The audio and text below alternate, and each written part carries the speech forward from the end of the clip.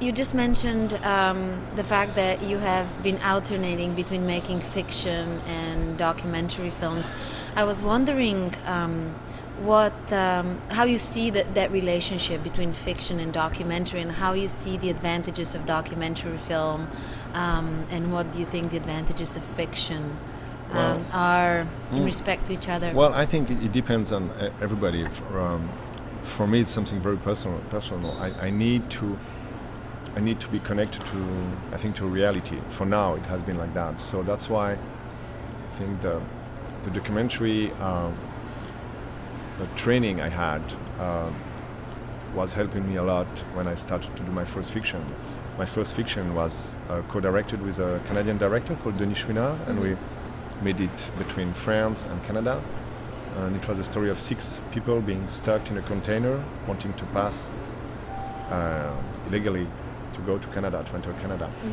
And we had made a lot of research before, and I had made documentaries about illegal people wanting to cross borders.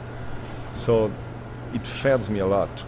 And at the same time, I think now when I make documentaries like this one, Aisheen, I need to go sometimes to be a bit far away from reality and to express things in a more personal way, which comes sometimes from the fiction, like to go more into poetry, more into, like let's say in French, onirique, so less concrete. So that's why I think I need to do both, and it helps me to do both. Yeah. Okay. And why Palestine? Why Gaza? I've been filming quite a lot in the Middle East, and I think for a long time I was thinking more about, I had a political approach. At the same time, a cinematographic approach, but maybe first a political approach. And I was thinking that maybe with film, maybe we cannot solve the situation, but at least we can help. And trying to put ideas together, then it can help the people to understand. I still think it's possible, but I'm less into that now. I'm more into, okay, let's leave that to the politicians. Let's leave that also to the political associations committed to Palestine, for example. And I think it's very good to be activist, but what I'm trying to do, because we need activism, and that will change the situation. I think the civil society is the only one who can change something about the Middle East conflict. But on my side now, I feel more like being very personal and trying with cinema to make feel something to the people, just to change the way of approach of seeing things, of maybe not the way of thinking, but the way of feeling. And I think if I can just move the lines of perception, and when we, for example, about Gaza, people think they have a side coming from here. I'm thinking that it's always a situation, we see it from here. I prefer to put my camera here on another angle and to say, okay, you saw that, it's still the same situation, but you can also see it from here, and that gives you another side of it. So that's what I'm trying to do now. And why Palestine? Because I feel a lot of things when I go to Palestine, and I think I have a lot of respect for the Palestinians, especially people from Gaza. I think what they are doing and standing is just incredible. I was actually just recently part of the delegation at the World Education Forum in Palestine.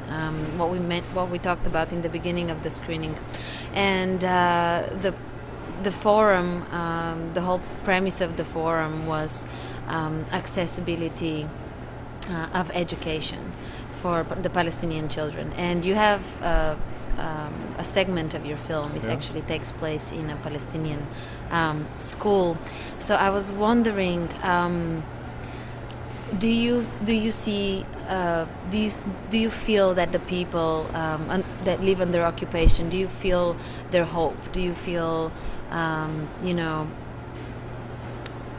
their desire to continue living their lives as normal people, even though the circumstances in which they live, it's completely unreal for us to even imagine, to come close to. Like, I was just wondering. No, I think and especially in Gaza, because in the West Bank, it's like the situation is very difficult, but we cannot compare because in the West Bank they have a relation, they have a connection to the outside world. I mean, there are a lot of NGOs, a lot of expatriate people, a lot of foreigners, but in Gaza it's like just incredible. There is nobody except the people from Gaza, so they don't have any exchange with other people. So they really want to keep connected to the world. And I think that's why education is very important.